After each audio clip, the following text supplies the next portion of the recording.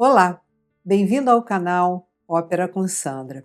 E falando de ópera, lá vamos nós. No vídeo anterior, falei sobre a célebre querela entre os gluckistas e pitinistas, uma verdadeira guerra musical que mobilizou salões, jornais, poetas e até diplomatas em Paris, e colocou no centro do debate dois grandes compositores, Christopher Willibald Gluck e Niccolo Piccini. Hoje vou falar de um deles, Niccolo Piccini. Vamos nessa?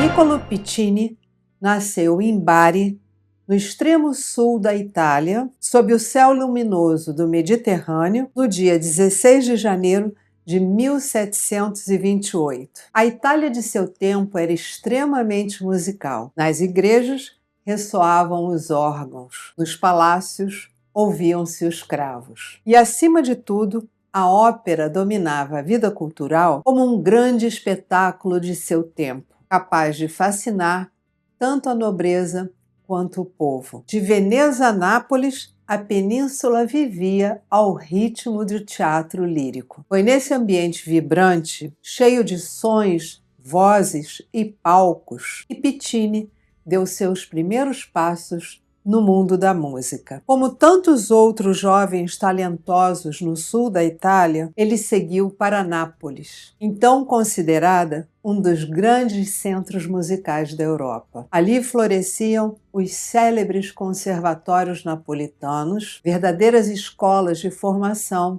de cantores e compositores, por onde passavam nomes conhecidos da história da ópera, como, por exemplo, Pergolesi e Vinci. Foi nesse universo de excelência que Piccini ingressou no Conservatório de Sant'Onofrio a Capuana. Lá, recebeu uma orientação sólida de mestres como Leonardo Leo e Francesco Durante. Com eles aprendeu fundamentos que marcariam profundamente a sua linguagem musical. Rigor técnico, clareza melódica e grande sensibilidade para a escrita vocal, elementos que se tornariam marcas constantes de sua obra. A tradição napolitana valorizava uma música capaz de comover antes de impressionar, tocando diretamente no coração do ouvinte. Piccini assimilou esse princípio com naturalidade e fez dele um dos fundamentos de sua arte. Em pouco tempo passou a ser reconhecido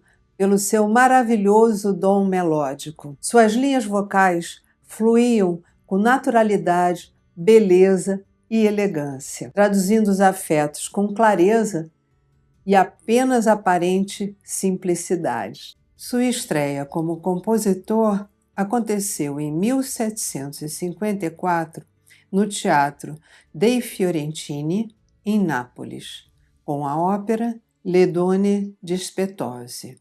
Já nesse primeiro trabalho, seu talento revelava traços muito particulares, uma notável leveza dramática, um fino senso de ritmo teatral e uma musicalidade profundamente natural. Mas o grande trunfo viria em 1760, com La Bona Figliuola, também conhecida como La Cecchina, obra que transformaria definitivamente sua carreira e lhe garantiria um lugar duradouro na história da ópera. Um libreto de Carlo Goldoni, inspirado no romance inglês Pamela, do escritor Samuel Richardson. La Buona Figliuola conta a história da jovem Cecchina, uma criada de origem humilde, vista como modelo de virtude e sensibilidade, e conquista o amor de um nobre, o Marquês della Conquiglia. Tema que tocou profundamente o público da época, o amor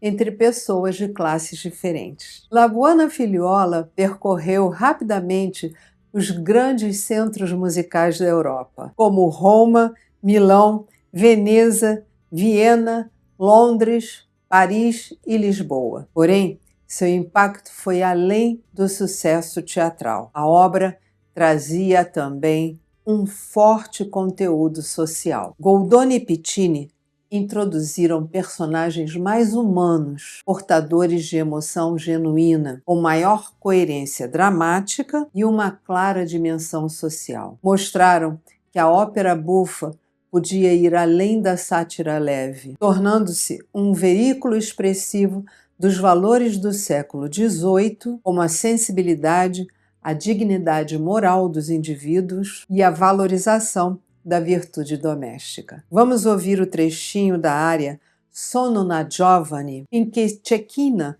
se apresenta ao público e revela com simplicidade quem é. Ela aparece como uma jovem humilde e virtuosa, plenamente consciente do lugar que ocupa no mundo. Não se revolta, nem procura forçar o próprio destino. Aceita-o com dignidade, atitude que desperta de imediato a simpatia do público. Aqui, a emoção não nasce do virtuosismo vocal, mas da verdade humana que a música deixa transparecer. O ouvinte compreende Cecchina, identifica-se com sua condição e passa a desejar, quase que instintivamente, a reparação final da sua história.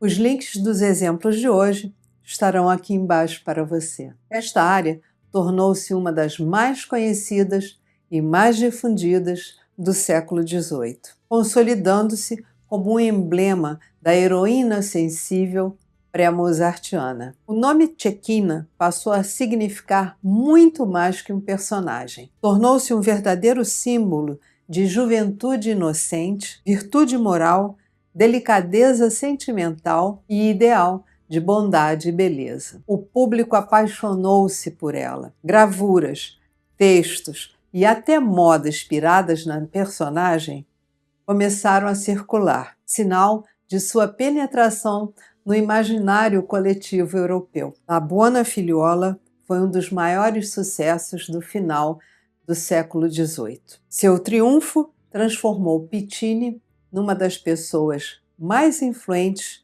do novo teatro musical e lhe deu projeção internacional. Abriu-lhe as portas da França, onde mais tarde se tornaria o grande rival de Gluck. Muitos passaram a vê-lo como o principal compositor de ópera bufa do seu tempo. Com La Buona Figliuola, Piccini mostrou que a ópera bufa podia reunir emoção genuína, personagens femininas de maior densidade psicológica, cenas de conjunto mais elaboradas e um delicado equilíbrio entre o riso e a ternura. Elementos que alguns anos depois Mozart levaria a um grau extraordinário de realização. Mas apesar de seu brilho no campo cômico, Piccini jamais abandonou o drama.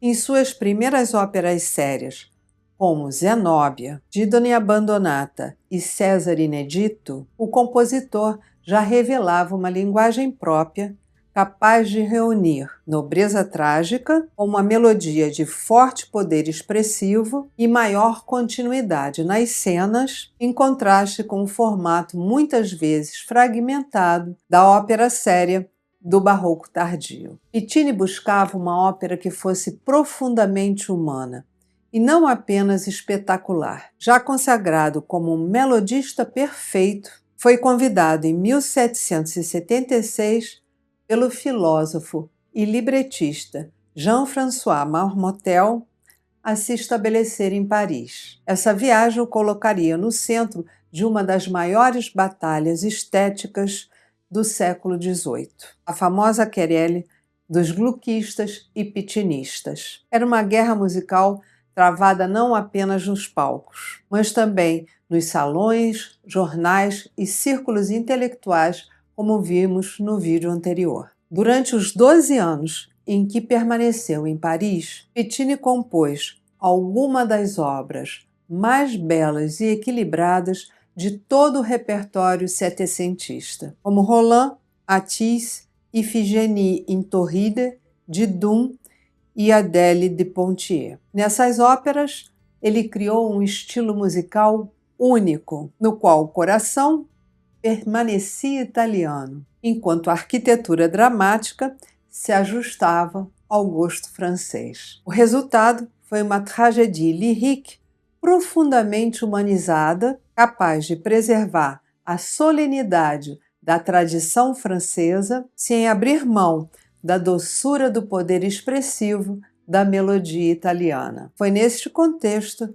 que, em 1783, Pittini alcançou um dos pontos mais altos de sua carreira com Didum, uma verdadeira joia da tragédia musical francesa. A ópera retoma a história de Didum e Enéas, narrada na Eneida de Virgílio, tema que o compositor já havia abordado antes em Didone Abandonata sob libreto de Metastasio. Sua estreia ocorreu em Fontainebleau, diante de Luís XVI e Maria Antonieta, e seu sucesso foi imediato. Entre 1783 e 1826, Didum foi apresentada cerca de 250 vezes, um número extraordinário para a época e sinal claro da força e da permanência da obra. Nessa partitura, Pittini realizou uma síntese admirável. Uniu a solenidade da tradição francesa,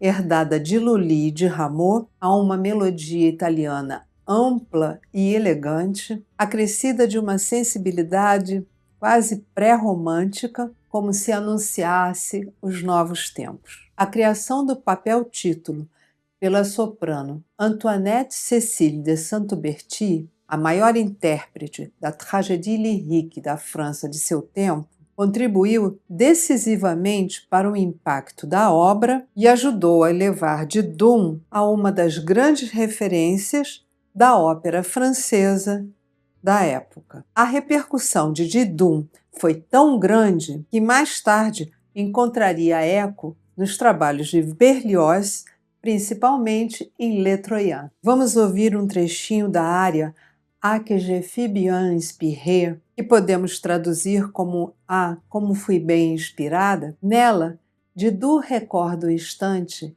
em que se sentiu tocada por uma espécie de intuição profética ao ouvir a voz de Enéas. Seu coração pressentia os males que agora a esmagam. Nesse momento, ela toma total consciência do abandono de Enéas e exprime não apenas a dor, mas o orgulho ferido e a lucidez trágica de quem compreende, sem ilusões, o próprio destino. É uma passagem decisiva. Didum passa da entrega amorosa à resolução extrema de morrer.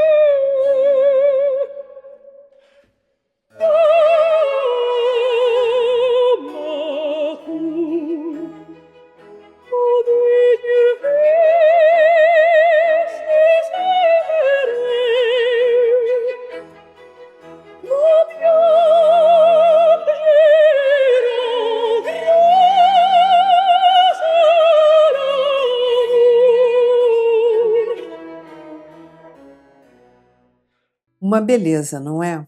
Dizia-se então que se Gluck esculpia o drama, Piccini pintava a alma. Para ele, a ópera deveria, antes de tudo, emocionar, não chocar, avançar a verdade dramática pela sinceridade da expressão e não pela violência teatral. Era um ideal profundamente afinado com o espírito do iluminismo. Mas, em 1789, a Revolução Francesa mudou tudo. Piccini passou a ser visto com desconfiança, tanto pelos jacobinos quanto pelos monarquistas, e acabou regressando à Itália, primeiro a Nápoles e depois a Veneza. Ali, em 1794, foi colocado em prisão domiciliar por 4 anos, em consequência do casamento de sua filha com um jacobino. Somente em 1798, já idoso e debilitado, pôde voltar a Paris. Napoleão restaurou parte de sua pensão e o nomeou inspetor do recém-fundado conservatório.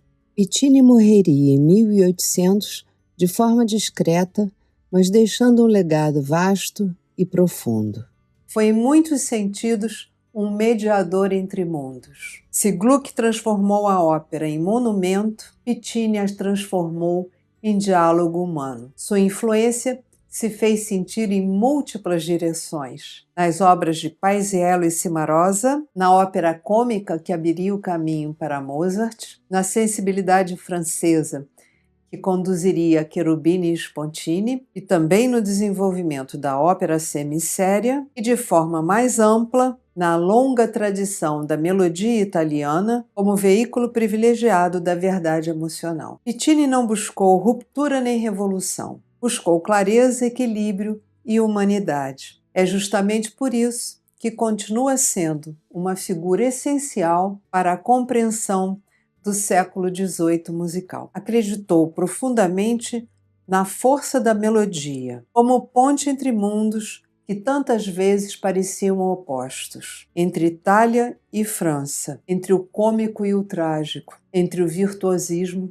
e a simplicidade. Permaneceu sempre fiel ao princípio que aprendera desde menino no Conservatório de Santo Onofre. A música deve tocar o coração antes de impressionar os ouvidos. E foi assim que conquistou a Europa, foi assim que deixou sua marca e é assim que continua a viver na história da ópera. E se você gostou de conhecer um pouquinho sobre esse grande compositor, Niccolò Piccini, deixe seu like, se inscreva no canal, compartilhe com um amigo e, claro, se puder, deixe uma mensagem para mim. Muito obrigada, boa semana e até a próxima!